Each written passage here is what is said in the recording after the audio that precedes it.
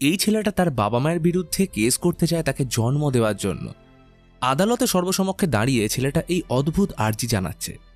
কি অবাক লাগছে? এমনটাও সম্ভব? মুভির এই গল্পে সমাজের এক কঠিন বাস্তবতাকে তুলে ধরেছে, কিন্তু এমনটা হলো কি করে সেটা জানতে হলে দেখতে হবে 2018 লেবানিজ মুভি কেপার নামের গল্প। গল্পের শুরুতে আমরা লেবাননবাসী জ্যানকে দেখি। কয়েকদিন আগে সে একজনকে খুন করার চেষ্টা করেছিল। সেই অপরাধে এখন তার 5 বছরের জন্য জেল হয়েছে। জ্যান নিজের কত বয়স সেটাও জানে না, তাই বয়স জানার জন্য ডক্টর চেক আপ করলে জানায় এর দুধের দাঁত সব পড়ে গেছে, তাই বয়স মোটামুটি 12 হবে। আজকে কোর্টে তার প্রথম হিয়ারিং। বাইরে প্রচুর রিপোর্টার দাঁড়িয়ে। আজ একটা ঐতিহাসিক দিন হতে চলেছে। কোর্টে হাতকড়া পরিয়ে 12 বছরের জ্যানকে আনা হয়। তার কেস লড়বে সরকারি উকিল নাদিম। অন্যদিকে তার বাবা সেলিম আর মা সুয়াদ বসেছিল। তাদের উকিল ছিল সাইদ। জজ জায়নের বাবা মাকে জিজ্ঞেস করে, আপনারা কি জানেন এখানে আপনাদের কেন ডাকা হয়েছে? সুয়াদ বলে, হ্যাঁ, জ্যান একজনকে খুন করার চেষ্টা করেছিল আর সেটার শাস্তি সে ভোগ করছে। কিন্তু প্রশ্ন হলো তাদের কেন বিরক্ত করা হচ্ছে? একটা মা নিজের বাচ্চার প্রতি এইরকম কঠিন ব্যবহার দেখে জাজ অবাক হয়ে যায়। জজ বলে, আপনার ছেলে কাউকে মারার চেষ্টা করে জেলে গেছে, এতে আপনার কিছু যায় আসে না। তবে যাই হোক, আজকে আপনাদের অন্য একটা কেসের জন্য ডাকা হয়েছে। জ্যান, তুমি কি জানো তুমি কি করেছো এবং এইখানে কেন দাঁড়িয়ে? উত্তরে জ্যান বলে, হ্যাঁ আমি জানি। জাজ তার বয়স কত জিজ্ঞেস করলে বলে সে জানে না, মা হয়তো বলতে পারবে। সুয়াদ আর সেলিম মাথা নিচু করে বসে।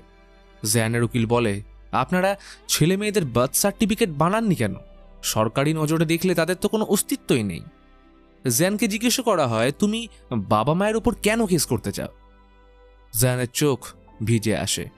সে বলে, আমাকে জন্ম দেওয়ার জন্য তাদের উপর আমি কেস করতে চাই। আর এইখান থেকেই গল্প ফ্ল্যাশব্যাকে যায়। তখন জ্যানের বয়স 8 বা 9। সে অনেক কটা ওষুধের দোকানে ঘুরে মায়ের জন্য ডক্টরের লেখা ওষুধ কিনত। দোকানদার অনেক সময় তার বাবা মাকে আনবার কথা বললে জায়ান নানা রকম বাহানা দিত। কখনো বলতো আজকে মায়ের অপারেশন হয়েছে, কখনো বলতো বাবার শরীর খারাপ, তাই তারা ওকে পাঠিয়ে যায়। এইসব ওষুধগুলো জ্যানের মা গুঁড়ো করে নেয়। এইগুলো আসলে ড্রাগ। এই গুঁড়োটা জলে মিশিয়ে সেই জলে কাপড় ভেজানো হয়। তারপর এই কাপড়গুলো শুকিয়ে নেওয়ার পর সুয়াদ তার বড় ছেলে ইব্রাহিমের সাথে দেখা করতে জেলে যায়। সেই ড্রাগস মেশানো কাপড়গুলো সে জেলে বেচে। জেলে এই কাপড়গুলো জলে নিংড়ে নেশা করত। এই কাজটা সুয়াদ এত সতর্কতার সাথে করে যে গার্ডদের কাছেও ধরা পড়ে না। জায়ান বয়সে ছোট হলেও পারিপার্শ্বিক অবস্থা এবং অভিজ্ঞতা বয়সের আগেই তাকে বড় বানিয়ে দিয়েছে। জায়ান তার বাবা মা এবং তার ভাই বোনদের সাথে আসাদ নামের একজনের বাড়িতে ভাড়া থাকে। ঘরের অবস্থা বেশ খারাপ। ভাঙা পাইপ দিয়ে প্রায়ই ঘরে জল জমত। আসাদ তাদের থেকে ভাড়া নিত না। তার বদলে জায়ান এবং তার ভাই বোনদের দিয়ে দোকানের সব ছোট বড় কাজ করিয়ে নিত। তাদের মধ্যে কেউ স্কুলে যায় না। তাদের বাবা একদম অলস, সারাক্ষণ ঘরে পড়ে থাকে। জায়ান সারাদিন এদিক ওদিক ঘুরে আসাদের কাজ করে বাড়ি এসে নিজের ভাই বোনদের সাথে দেখা করত। একদিন সকালে উঠে চাদরে লাল দাগ দেখলে প্রথমে কিছু বুঝতে পারে না। দুপুরে সব ভাই বোনেরা মিলে রাস্তার ধারে ফলের রস বিক্রি করছিল। হঠাৎ জায়ানের নজর তার বোন সাহার জামার পিছনে লেগে থাকা রক্তের উপর পড়ে। সে তাকে লুকিয়ে বাথরুমে এনে বলল, মনে আছে তোমার বন্ধু আলিয়ার মা যখন এটা জানতে পেরেছিল তাকে ঘরে বন্দি করে রাখে, কোথাও যেতে দিত না এবং একটা মোটা বুড়ো লোকের সাথে তার বিয়ে দেয়। আমাদের মাও যদি তোমার ব্যাপারটা জানতে পারে না, তাহলে তোমার থেকে নিস্তার পেতে একটুকুও দেরি করবে না। মা তোমায় আসাদের সঙ্গে বিয়ে দেওয়ার নামে বেচে দেবে। বোন বলে, কিন্তু আসাদ তো ভালো লোক, আমাদের থাকার জন্য ঘর দিয়েছে, আমাকে তো খাওয়ার জন্য আবার র্যামেন নুডলসও দেয়। জ্যান বলে, আসাদ খুব বাজে, আমি ওর হয়ে কাজ করছি, আমি দেখেছি আর জানিও কেমন লোক। বোনের উপর তার খারাপ নজর রয়েছে, তাই কথাটা মায়ের থেকে লুকোতে হবে। জ্যান প্রথমে বোনের দাগ লাগা কাপড় ধুয়ে নিজের গেঞ্জি খুলে সেটাকে মুড়ে বোনকে দিয়ে ভিতরের দিকে গুটিয়ে পড়তে বলে। তারপর আসাদের দোকান থেকে 2টো প্যাডের প্যাকেট লুকিয়ে নিয়ে আসে। বোনকে রাস্তা দিয়ে বোঝাতে বোঝাতে যাচ্ছিল যে এই প্যাড ব্যবহার করার পর যেখানে সেখানে যেন না ফেলে দেয়, বরং সে লুকিয়ে এটা ফেলে আসবে। এদের দিন থেকে সন্ধ্যা গড়িয়ে যেত আসাদের দোকানের কাজ এবং ফলের রস বেচে। সন্ধ্যেতে মাঝের মধ্যেই কিছু ছেলে সাহার সাথে খারাপ ব্যবহার করলে জ্যান বোনের জন্য নিজের থেকে বয়সে বড় ছেলেদের সাথেও লড়তে শুরু করে। একদিকে পরিবারের এই ছেলেটা বয়সের আগেই নিজের ভাই বোনদের দায়িত্ব নিয়েছে, আর অন্যদিকে বাবা মা নিজের সন্তানদের প্রতি কোনো দায়িত্ব নেই। সেদিন সন্ধ্যায় জ্যান তার বাবা মাকে বলে, আমি স্কুল যেতে চাই, পড়াশোনা করতে চাই। তবে সেলিম একদম রাজি হয় না, কারণ আসাদের দোকানে কাজে না গেলে সে যদি খেপে সবাইকে ঘর থেকে বের করে দেয় তাহলে তাদের মাথায় কোনো ছাদ থাকবে না। কিন্তু সুয়াদ জানতো স্কুলের বাচ্চারা খাবার কাপড় মাসে মাসে চাল ডাল পায়, তাই নিজের স্বার্থের কথা ভেবে জ্যানের হয়ে বলে যে জ্যান স্কুলে দিনের বেলায় যাবে, তারপর স্কুল থেকে ফিরে আসাদের দোকানে কাজে করবে।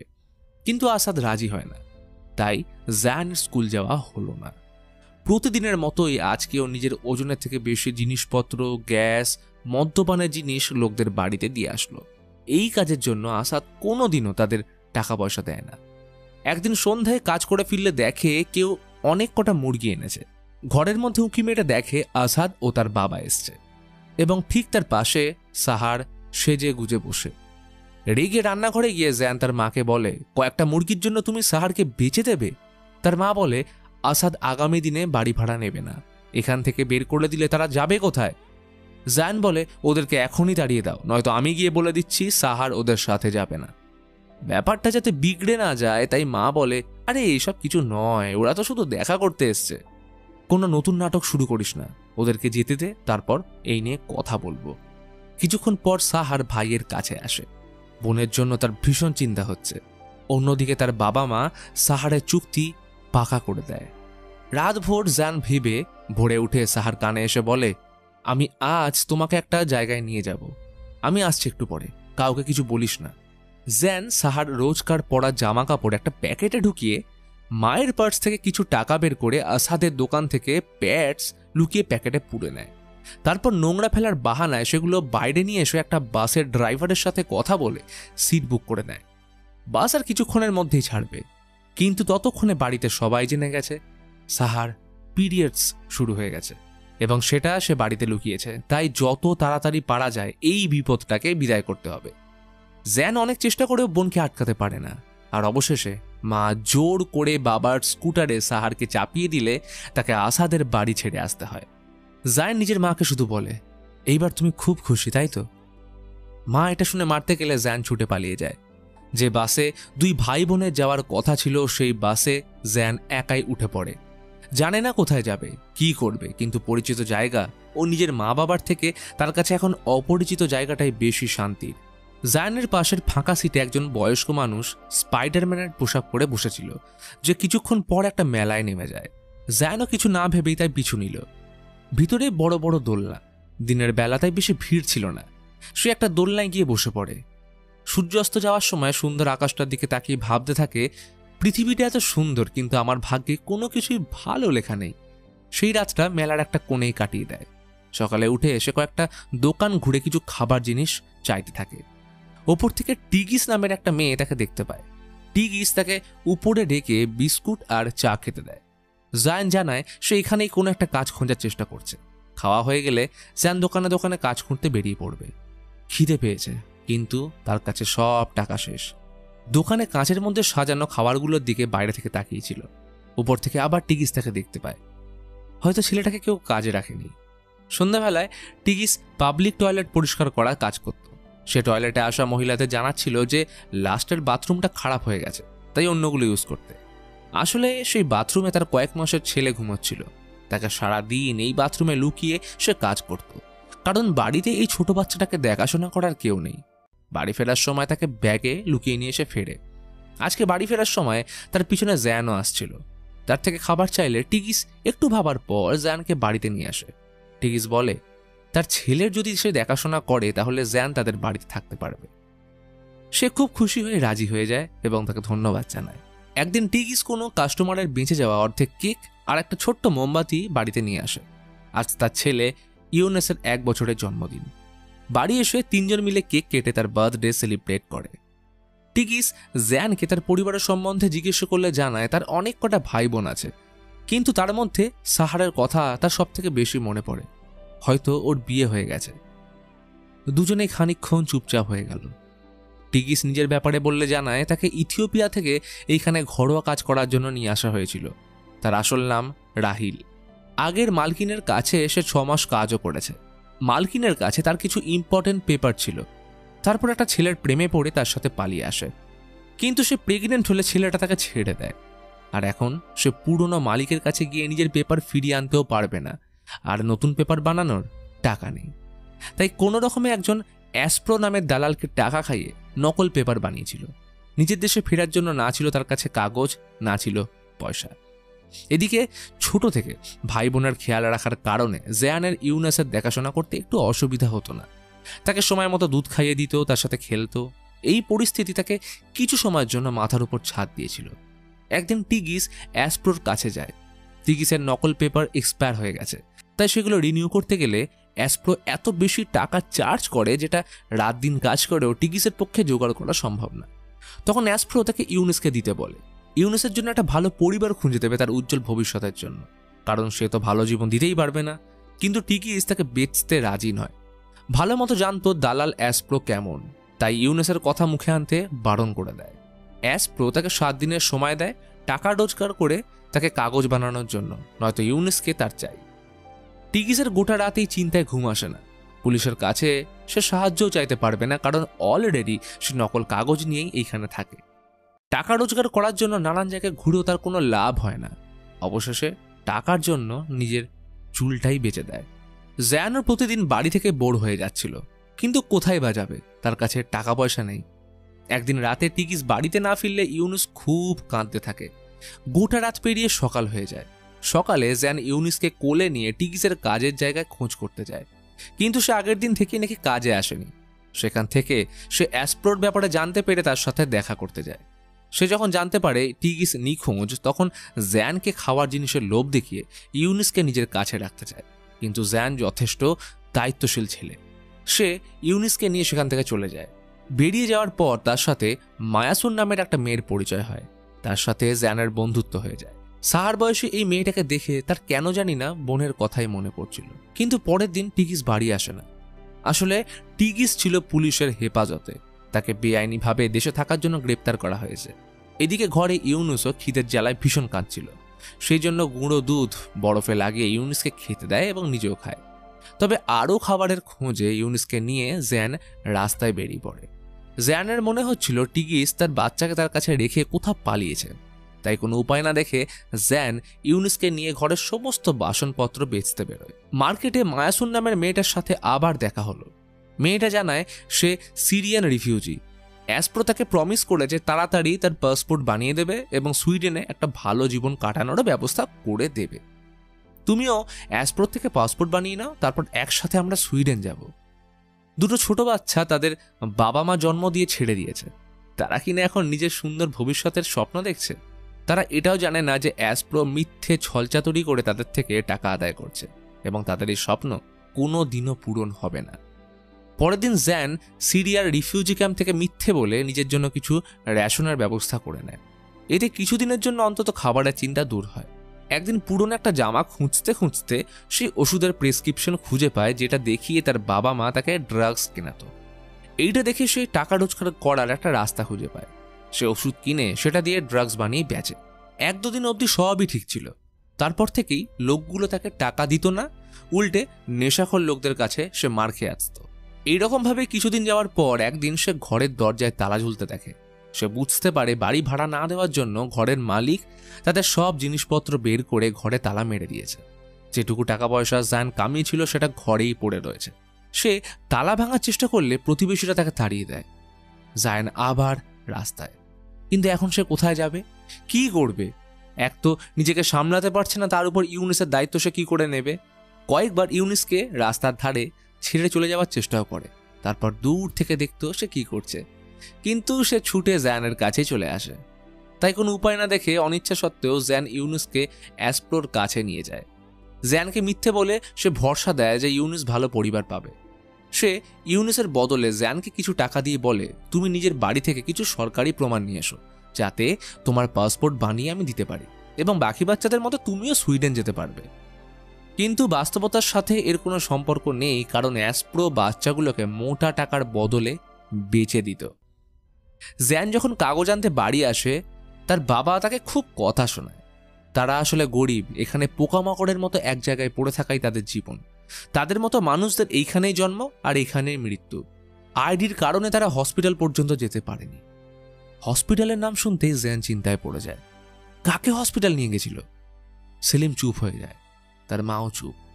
জ্যান যেটা ভয় পাচ্ছিল সেটাই হয়েছে। কম বয়সে মা হওয়ার কারণে তার বোন সাহার মারা গেছে। প্রিয় বোন এই পৃথিবীতে আর নেই।